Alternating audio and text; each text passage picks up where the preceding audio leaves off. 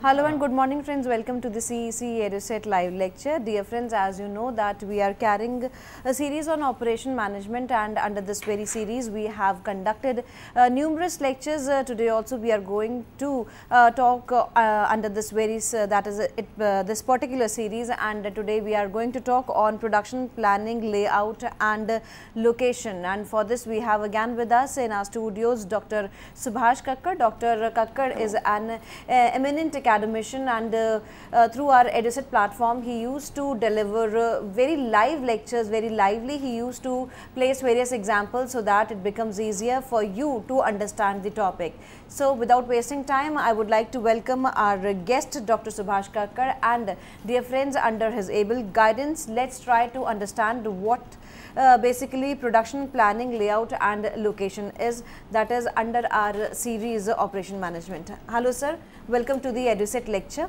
As we have explained or we have discussed a lot on operation management, today through you we want to learn more on this very topic, that is production planning, layout and location. Over to you sir. Thank you Gitika. Sure, we will discuss today production planning, layout and location. We will understand the meaning of planning and what is the hierarchy of planning, at what stages of planning process we take the decisions and who all are involved at those stages to take the decisions. And similarly, regarding the layout, we will discuss what possible layouts are there and what sort of layout we should adopt. Similarly, location part also, where should we locate the facility, or where should we locate the factory, or where should we locate the service industry. So, all these decisions and what are the tools available to take such decisions we shall be discussing today. And it is under the part of series on operations management. Production planning hierarchy. So, today we will discuss hierarchy part of production planning. At the topmost position, the top priority is given to the long range planning. Let us see the slide first, and then we will discuss based on that slide what all possible planning horizons are available. And looking at this slide, it has basically 4 columns. The first column is devoted to planning horizon, and next column is units of measure, and type of planning is in the third column. Who all are responsible to execute the planning process are given in the last column. Let us start. The first is long range planning. When we are taking the decision in number of years, then it is called long range planning. And units of measure we take as entire production lines. Now, let us assume we are talking about Ford trucks, and in this planning horizon we will take all the Ford trucks which the Ford company wants to manufacture, and this is going to be a long range decision, and it will cover years, 5 to 10 years and even more than that. And the third column, we have to plan the long range capacity, and this is called long range capacity planning. And similarly, the second part is devoted to medium range planning. This is for a duration of 6 to 18 months. Out of the Ford trucks, we pick up product family, that is Ford F series truck. The company Ford is making different types of trucks, and we are talking about the medium range planning. Out of these trucks, we will pick up one type of trucks which the company will manufacture, and this is for 6 to 18 months, and this is called aggregate planning. Similarly, the third is short range, and this is for several weeks to a few months. So, this planning horizon is for several weeks to a few months. A specific product model is chosen from the Ford series of trucks, and that is planned for this particular medium range planning or short range planning.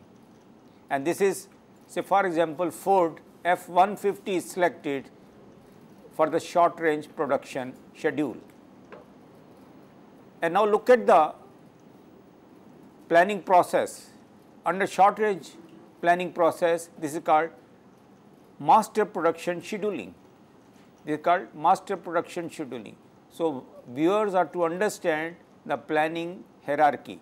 The first is long range capacity planning, next is aggregate planning, third one is master production scheduling MPS, and the last one now where the resources required to make specific models, that is labor hours means manpower and the duration for which the manpower is required, material and components, production capacities, and this is day to day production planning, and this is under production planning and control PPC.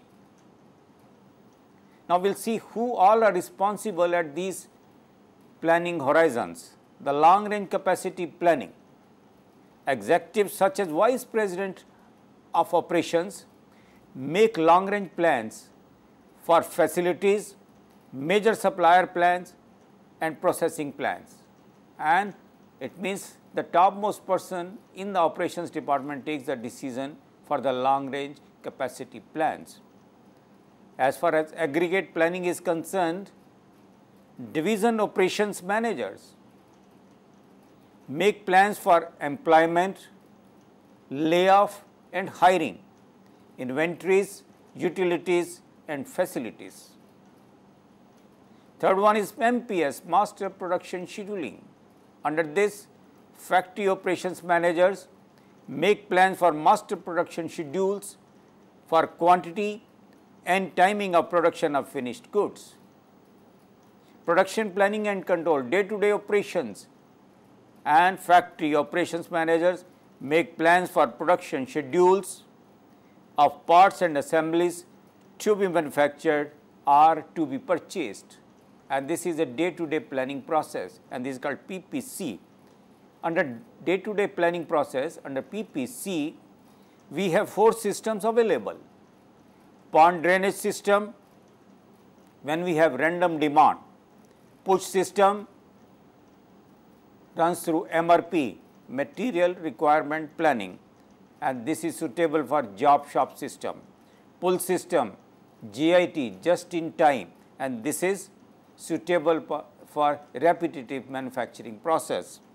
And similarly, focus on bottlenecks, TOC, theory of constraints, and this is suitable for random demand.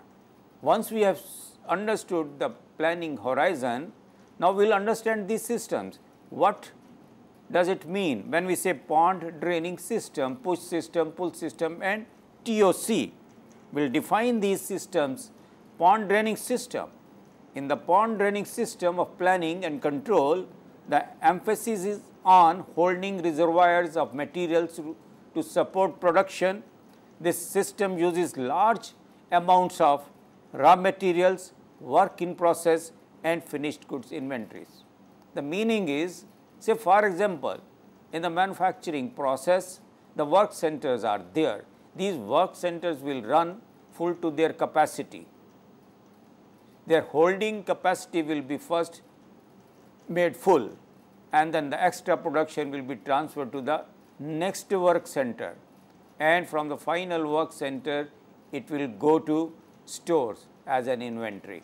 Whenever the requirement of the customer comes, the material will be transferred from the finished goods store to the customer, and this is called pond draining system. Here we have large amount of inventories, whether as raw materials or work in process in inventories.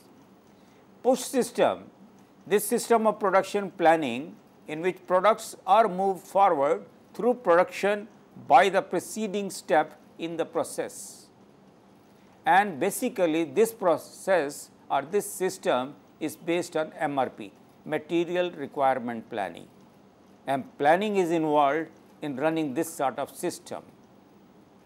We plan the things, how many products are to be manufactured in a particular time horizon, and through MRP we run the process, and whatever is produced, it goes to the inventory, it goes to the finished goods stores, and this is called push system, and this runs through MRP. viewers are to understand and remember that when we say push system, it is running through MRP, material requirement planning, and next is pull system. Under pull system of production planning and control, in which the next stage of production is looked at, determine what is needed, that only is produced. What is needed is only produced, and this can be explained through an example. Customer has given a demand, and the next to customer is the finished goods work center. So, that work center will produce the items so that these are given to the customer, and the last work center will give a request to the preceding work center to produce something which can be used in the last work center. Similarly, all other work centers will start working when the customer demands. So, customer demand is pulling the items through the work centers, through the series of work centers. So, this is a pull system, and this system works through JIT, just in time, Kanban. Here nothing is kept in the inventory. Whatever is produced, it directly goes to the customer. Whatever is needed, it is immediately ordered and received at the shop floor. Nothing is kept in the stores. Whatever is required, it is ordered and it is received at the shop floor, and it is consumed and utilized. So, this is called JIT, just in time, Kanban.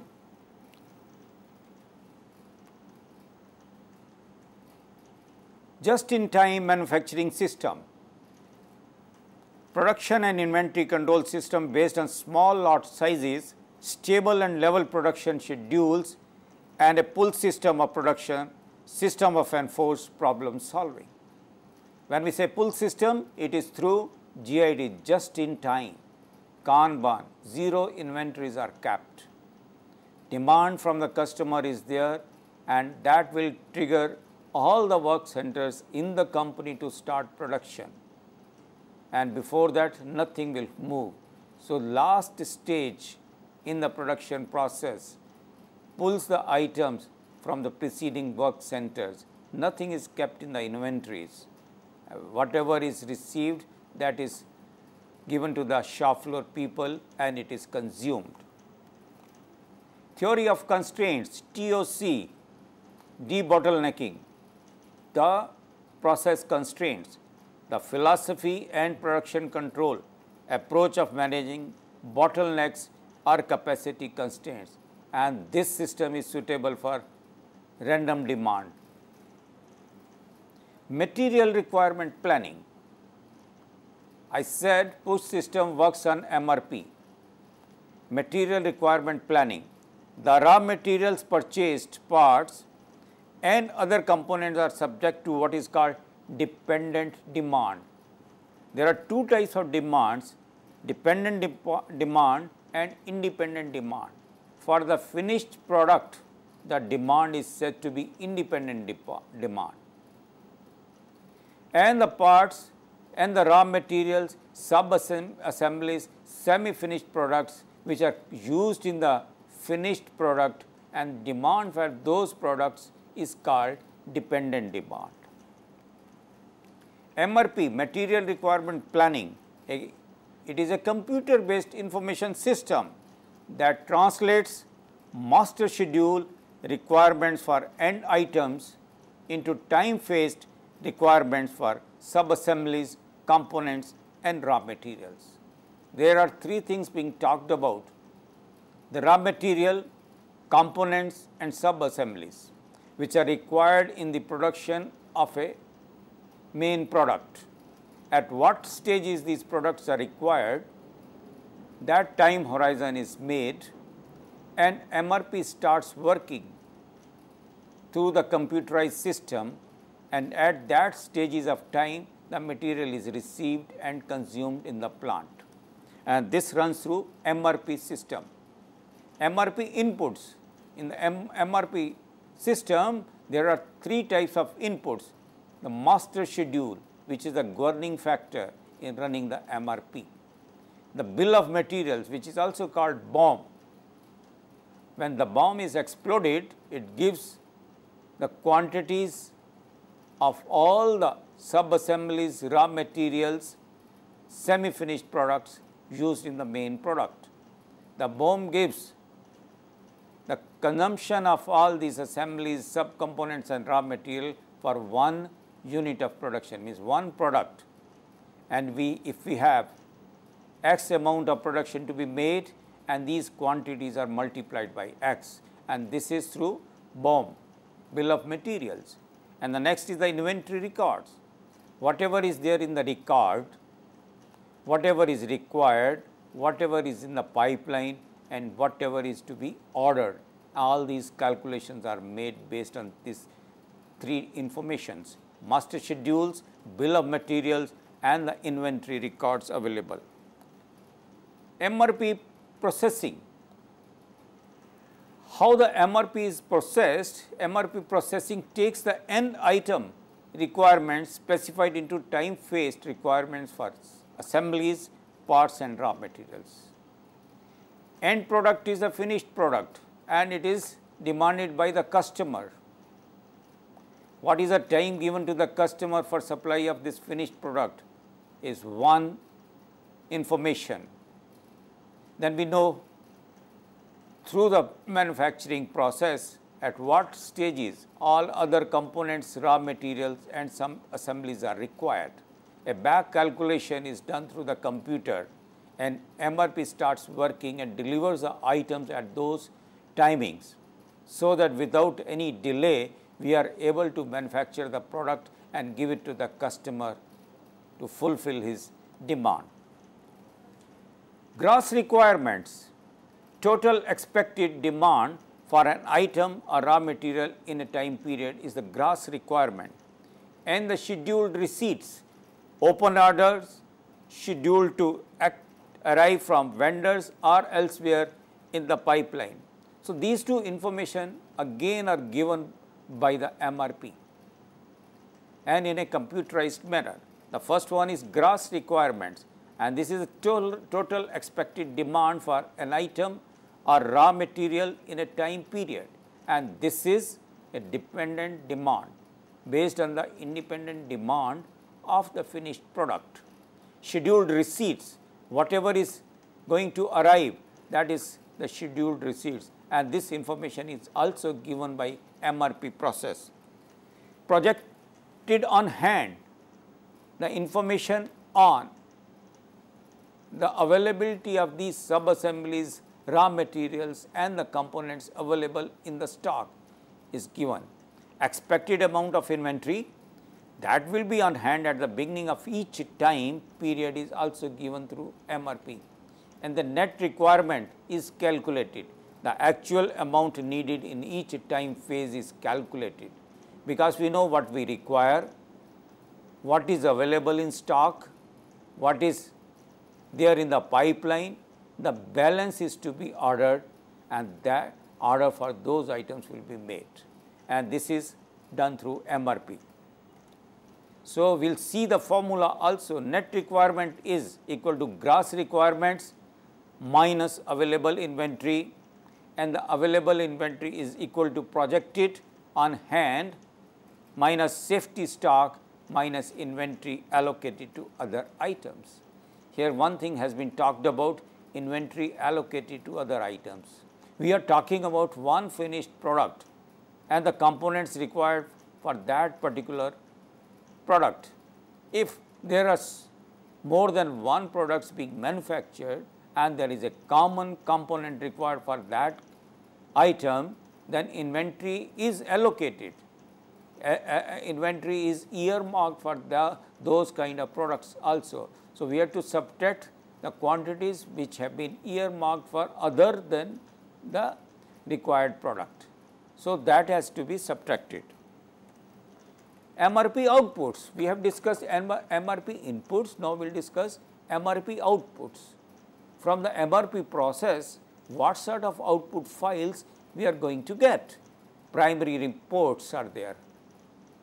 Planned orders: schedule indicating the amount and timing of future orders, and this is given by MRP. It means MRP gives the planned order schedule. What is going to be the order for different components and different supplies, and this is schedule indicating the amount and timing of future orders. Then it also gives whatever has been done, whatever orders have been released. So, order releases authorization for the execution of planned orders, whatever is planned, and then somebody must be authorized to execute those orders, and a list is also given by MRP process, and that is order releases, authorization for the execution of planned orders. And changes, a list of changes is also given by the MRP process. Changes are what? Revisions of due dates or order quantities or cancellation of order.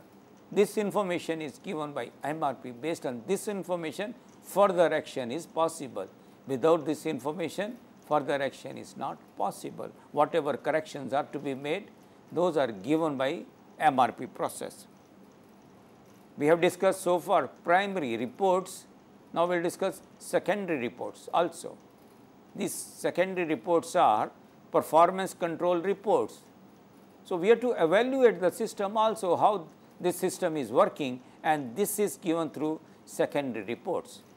Performance control reports evaluate system operation, evaluate the system at what level of performance this system is working, that is given by the secondary report. Planning reports are useful in forecasting future inventory requirement, and this is also required for future controls of the inventory. And these kind of reports give us information what is going to happen in the future, and these are very important also. Exception reports are also generated through MRP, and these are call attention to major discrepancies. If the system is not running well, if some discrepancy is there, this report is generated through MRP. One should study these reports and take corrective actions. So, these reports call attention to major discrepancies such as late and overdue orders, excessive scrap rates, reporting errors, and requirements for non-existent parts. So, these are exceptional reports which are also generated through MRP, so that the concerned person can take action. So, now we will discuss MRP 2. MRP 1 is material requirement planning. When the operation started, and in due course of time, these operations become large and large, and maybe through mergers and acquisitions, operations become uncontrollable by human beings, and at that stage MRP was not considered sufficient. So, people wanted to involve other things also, other functional areas also, which are helping the operations function. So, another MRP was introduced, and this MRP is called MRP 2, manufacturing resources planning, manufacturing resources planning. So, the previous MRP was termed as MRP 1, and now the next MRP was termed as MRP 2, and this is manufacturing resources planning. MRP 2, manufacturing resources planning, expanded approach to production resource planning involving other areas of firm in the planning process and enabling capacity requirement planning. So, other functional areas which were responsible for production and helping the operations people, they were also involved in the manufacturing process. Their contributions were also looked into, and these are called resources other than the operation resources, which are responsible for giving a success to the operations function, and these are called manufacturing resources planning, MRP 2. MRP 2 evolved from MRP as manufacturers recognized additional needs. MRP2 do not replace MRP, rather it expands the scope of material planning to include capacity requirements planning and to involve other functional areas of the organization such as marketing and finance in the planning process of operations function. So, this MRP2 is there and it is not replacing MRP1. This is in addition to MRP, which we talked about initially, and this is to ease out the operation of operations function and to make it easier for operations department to operate. And then for this kind of help and the help from marketing department, finance department and other departments are required. When we take help from other department, this does not remain the ordinary MRP. This is material resources, manufacturing resources planning, and this is named as MRP2. Now, we will talk about CRP, capacity requirements planning. Under capacity requirement planning, the process of determining short range capacity requirements, and this is CRP. Integration of, and on the other hand ERP, enterprise resource planning. This is integration of all the functional areas like manufacturing, financial, marketing, human resource management, etc. on a single computer system, and this is done through ERP, and different software are available to run ERP in the organization. Now, we will discuss layouts. With one part planning we have already discussed. Now, we will devote some time to the layout part of the production system, and there are basically 4 types of layouts which are talked about: process layout, product layout, cellular manufacturing or GT layout. GT is group technology, and the 4th one is fixed position layouts. Why exactly facility layout is so important? Because facility layout means planning for location of all machines which are to be used in the manufacturing process, utility areas, workstations, customer service areas, aisles and passages, restrooms, internal walls, computer rooms, offices, toilets and cafeteria, etc. All these require some area, and where exactly that area should be allotted to different process areas like all machine, utilities, etc., cafeteria, where exactly these should be located so that operations are easier, and that particular decision is taken for the facility layout part. Process layout is also called job shop or functional layout, a format in which similar equipment or functions are grouped together is known as process layout. Process layouts, functional layouts or job shops are designed to accommodate variety in product designs and processing steps. Here the variety is very high and the production volume is very low, and if such kind of operations are there, we prefer process layouts. If a manufacturing facility produces a variety of custom products in relatively small batches, the facility probably uses process layout. So, process layout is most suitable for high variety, low volume production systems. Process layouts typically use general purpose machines that can be changed over rapidly to new operations for different product designs. These machines are arranged according to type of process being performed. Examples are all assembly line machines and all painting machines, etc., and these use process layouts. On the other hand, product layout, which is also called a flow shop layout, in which equipment or processes are arranged according to the progressive steps by which the products in the system move. Product layouts, often called production lines or assembly lines, are designed to accommodate only a few product design. Here the variety is very low and the volume is very high. Product layout typically use specialized machines that are set up once to perform a specific operation for a long period of time on one product. If such is the case, we prefer product layouts.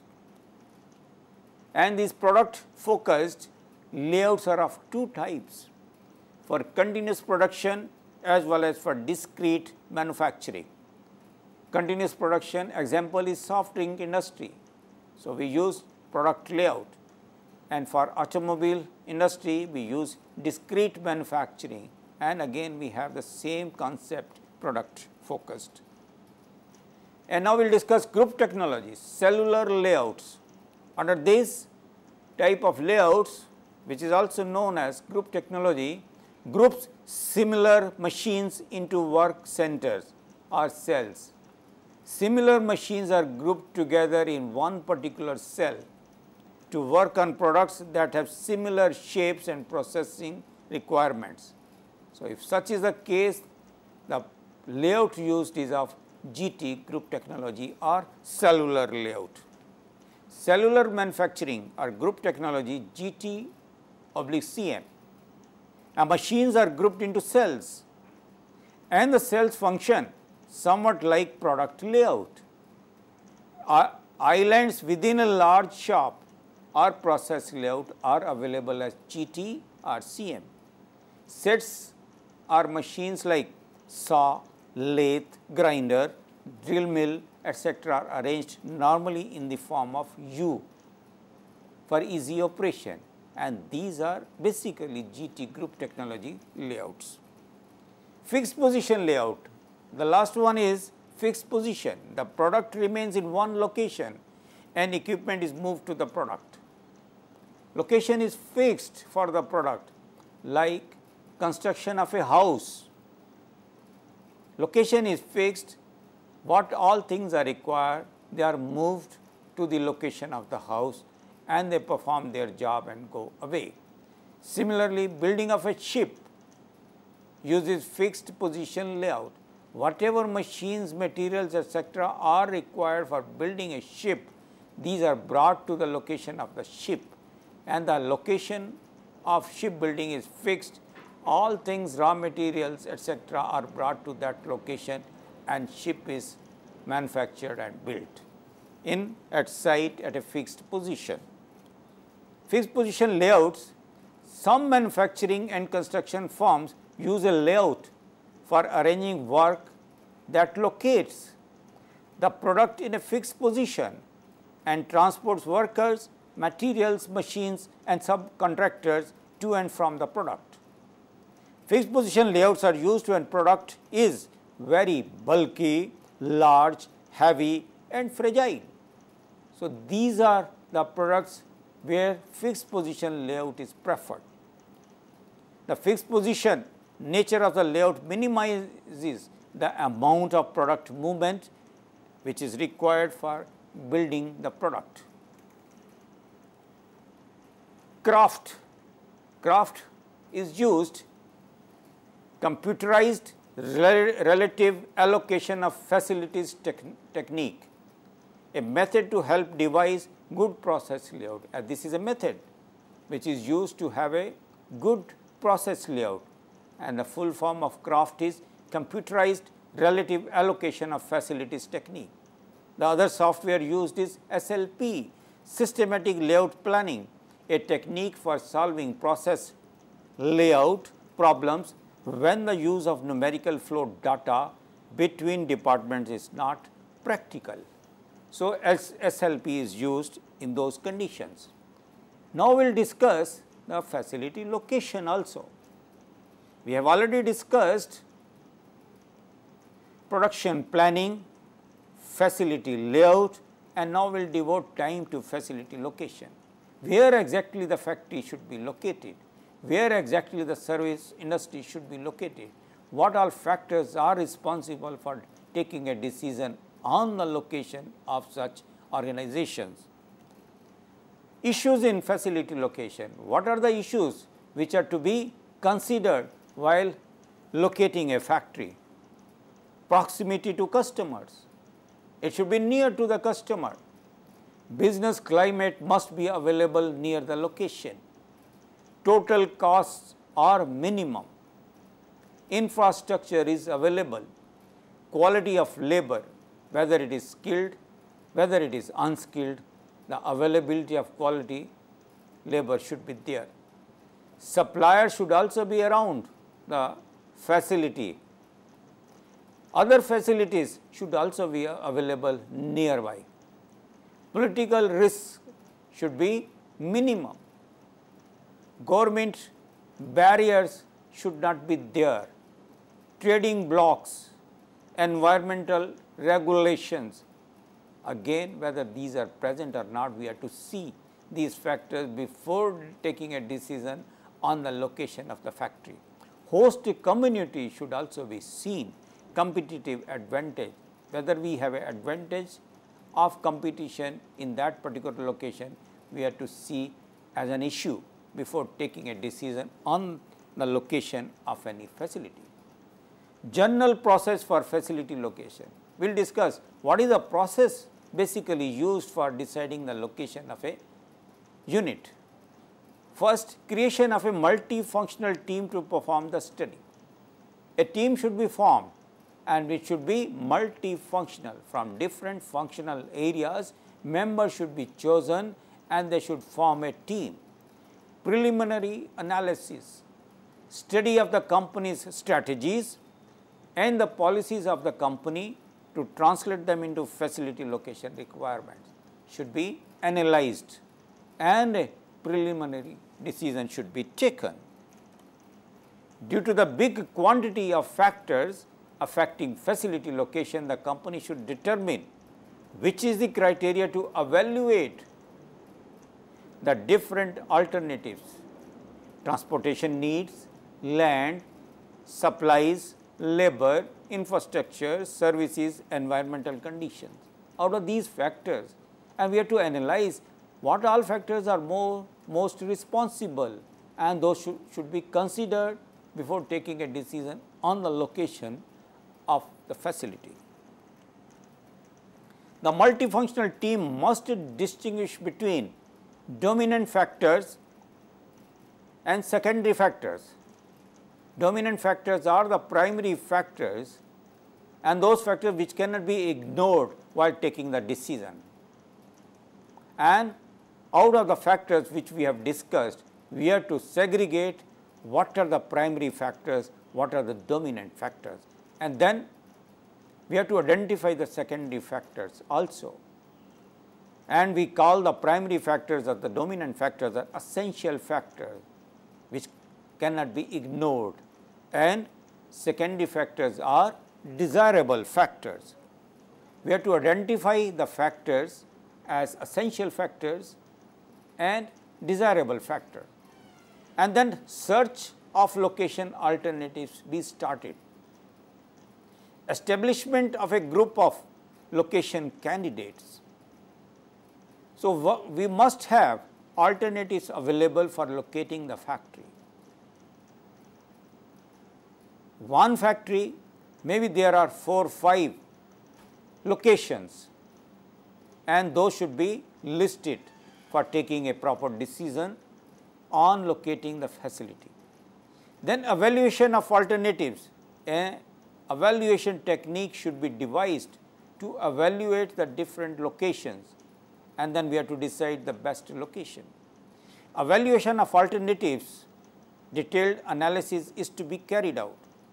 Information gathering from each location to be measured against each of the factors considered, and then a final decision is taken. Selection of facility location. Through qualitative and quantitative analysis, the different alternatives will be compared against each other. They will be subject to analysis procedure, and the best possible location for the facility will be chosen. So, through qualitative and quantitative analysis, the different alternatives will be compared against each other to determine several valid locations. Objective, here objective is to look for several acceptable locations to let senior management to decide, taking into account subjective factors. Subjective factors are left to the topmost management. 3-4 alternatives are sent to the topmost management, and based on those subjective factors, they give a decision on one particular location. Trends and future strategies. Most of the facility location factors vary with time. The accelerated changes in the economic environment are impacting the frequency of facility location decision. Sometimes we have a location for the factory, we locate the factory or the facility there. After running it for 5-6 years, again we require to relocate this factory based on the change in the environment and change in the factors responsible for locating the factory. So, changes in the economic environment, international level, competition among companies, change, location in countries different than the origin of the company are a common situation for big companies. So, these are the factors which will change the location of the factory. So, trends and future strategy, changes in the economic environment, industry processes automation, labor costs become less important, countries with lower labor costs become less attractive, labor qualification, flexibility and mobility become more important in certain cases, and a different decision is to be taken at that stage. However, labor costs are still a main factor in some industries, and in certain manufacturing processes of others, relocation to other countries, Taiwan, Mexico, Singapore, etc. is taken a decision. Appearance of new markets and unification of others, increase of competition pressure, logistics factors are more important and complex. Companies are reviewing their facility locations in order not to lose competitiveness, so they want to relocate their units.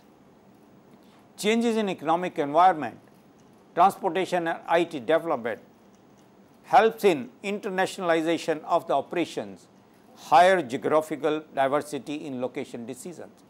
Due to flexible technologies, companies have the possibility of starting up more plants at a smaller size. Tendency to localize close to the market, emphasis in customer service, direct customer contact, fast development of new products and fast deliveries, and these prompt the relocation of the existing facilities. GIT system. Some industries are forcing their suppliers and customers to locate their facilities in close area to reduce transportation costs and supply at a higher frequency. Locating service facilities, and similarly decision for service industry is also taken because of the variety of service firms and the relatively low cost of establishing a service facility compared to one for manufacturing. New service facilities are far more common than new factories and warehouses. Services typically have multiple sites. To maintain close contact with customers, the location decision is closely tied to the market selection decision. Market affects the number of sites to be built at the size and characteristics of the sites, whereas manufacturing location decisions are often made by minimizing costs. Many service location decisions techniques maximize the profit potential of various sites. So, methods used for taking a decision on the location of a facility are centroid method, factors rating analysis, and the economic analysis. Under economic analysis, income independent upon location, income dependent upon location. So, we have to take a decision. So, these are the methods which are used. Transportation method, which is a mathematical programming method, and set covering, no limitation of facilities and limitation of facilities. We will discuss the centroid method. In this method, we have say 4 locations alternatives available, and these are marked on a map, and then x axis and y axis are drawn on that map. With respect to the map, we have x axis and y axis, and x axis and y axis distances are marked. And we use the formula for the probable decision for the location.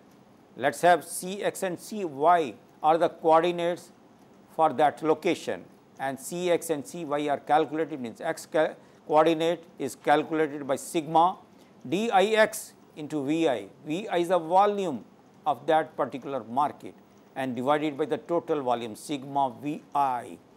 Okay. Similarly, Cy is calculated sigma diy into Vi divided by sigma Vi, where sigma x and sigma y are gravity centers of the location where the facility be located. Dix and diy are the coordinates of any I, means any market, and Vi is the volume of goods moved from R to I location.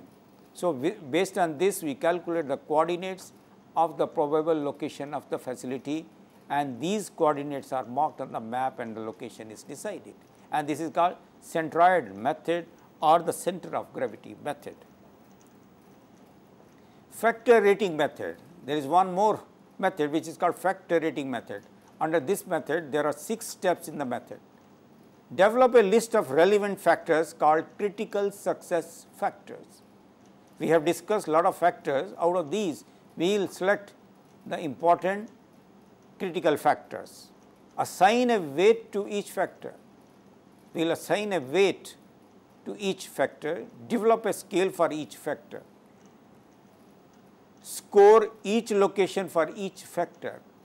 Multiply score by weights for each factor for each location, and recommend the location with the highest point score. We will demonstrate it through one example also. Let us see this example, factor rating example. We are comparing say 2 locations, one is at Delhi and the other is at Mumbai, and the critical success factors are: first one is labor availability and attitude, second is people to car ratio, per capita income, tax structure, education and health. These are the factors, and the weights allotted to these factors are 0.25, 0.05, 0.10, 0.39 and 0.21, and total will always be 1 or 100. If we take in percentages 25%, 5%, 10%, 39% and 21%, and these are the weights allotted. And on some scale, we will use one scale for Delhi and Mumbai, so, and in this particular case the scale is used 0 to 100, and out of 100 we will give the score for these factors in 2 locations, Delhi and Mumbai. And let us assume that these scores are for Delhi 70, 50, 85, 75 and 60, and the similar scores for Mumbai are 60, 60, 80, 70 and 70. Now, we have to do one thing, we have to multiply the weight with these scores for Delhi separately and for Mumbai separately. The first factor, labor availability and attitude, the weight is 0.25 and for Delhi score is 70, we will multiply 0.25 by 70 and we will get 17.5. And similarly for other scores, other factors, we will get the total scores as 17.5, 2.5, 8.5, 29.3 and 12.6, and this is for Delhi. And similarly for Mumbai, the scores are 60, 60, 80, 70 and 70, and we have to multiply their weights. 0.25 into 60 is 15, 0.05 into 60 is 3.1, into 80 is 8, 0.39 into 70 is 27.3, 0.21 into 70 is 14.7. We will add all these scores, and for Delhi the total is 70.4, and for Mumbai it is 68.4. So, against 68, 70.4 is more. So, we will select Delhi as the location for the facility which is in question, and this is based on factor rating example, and this has been demonstrated how this factor rating example is used. Location. Locational break-even analysis is one more method for deciding the location of any facility. Let us say have an example in which the probable locations are Delhi, Chandigarh and Noida. When Delhi, Chandigarh and Noida are the locations and they are fixed costs are also available. Fixed costs are, for Delhi it is 30,000, for Chandigarh it is 60,000 and for Noida it is 1,10,000. And now we know the variable cost also. 75 is the variable cost for Delhi, 45 is the variable cost for Chandigarh and rupees 25 is the variable cost for Noida. And selling price is rupees 120 per unit and the expected volume is 2000 units. So, we have to sell 2000 units. Now, we will calculate the total cost. How we will calculate the total cost? We have to add fixed cost and the variable cost. Variable cost is given per unit cost, we will multiply it with the total expected volume. Say for Delhi, the variable cost is 75 rupees per unit and the total variable cost will be 75 into 2000 units, which will be 1,50,000, and to this we have to add fixed cost. 1,50,000 plus 30,000 is 1,80,000. This is what is written in the total cost for Delhi. And similarly for Chandigarh, variable cost is 45 per unit and the total production is 2000 units. Total variable cost will be 45 into 2000, which will be 90,000, and for Chandigarh the fixed cost is 60,000. 60,000 plus 90,000 is 1,50,000. So, 1,50,000 is the total cost for Chandigarh, and similarly for Noida the total cost is calculated. Here in Noida the variable cost is 25 per unit and the number of products to be manufactured are 2000. The total variable cost will be 25 into 2000 is 50,000, but the fixed cost is 1,10,000. So, 1,10,000 plus variable cost, which is 50,000, the total cost will be 1,60,000.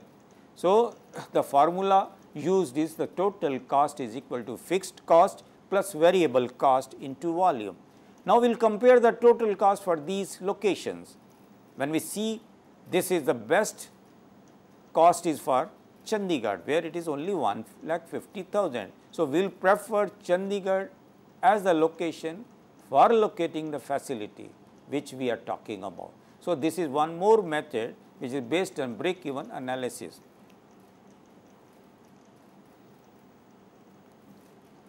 So, we have so far discussed different methods, and let us see what all we have discussed so far. Under production planning process, we discussed long range planning, master production scheduling, aggregate planning and production planning and control. Under production planning and control, we discussed pond draining system, push system and pull system, and then we discussed about TOC. When we say pull system, this is based on GIT and this is based on zero inventory, and a system used in Japan, which is Kanban system. And here we do not keep anything in the stock. Whatever is produced, it directly goes to the customer.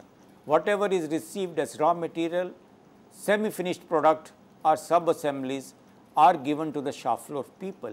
Nothing is kept in the stock, and this is pull system. Here the demand is being pulled from the previous workstation. When the demand is given by the customer, it pulls product from the last stage of production, means finished products are pulled by the customer. The last work center which produces finished products gives a demand to its previous work center for the unfinished product, and similarly it goes on. But on the other hand, push system is based on MRP, material requirement planning. We have discussed a lot regarding MRP, and we also consider the introduction of manufacturing resource planning. Here we introduced MRP 2 to cover the help from other functional areas like marketing, finance, engineering, etc. So MRP is not only MRP, but now it is MRP 1 and the MRP 2 is also introduced. Then we discussed the layouts of the plant, product layout, process layout, and the fixed position layout also we discussed, and we also discussed GT and the cellular layouts. And under the location method, we discussed center of gravity method, which is also known as centroid method, and factor rating method, and the break-even analysis. I hope I am able to make the things clear to my viewers, and you can ask us questions if you have any. With this note, thank you, sir. Thank you so very much for giving us such a productive session. And dear friends, if you have any queries, you can mail us at info.cec@nic.in. We would be coming again with some new topic. Till then, goodbye. Take care. Thank you, sir. Thank you so very much. Thank you.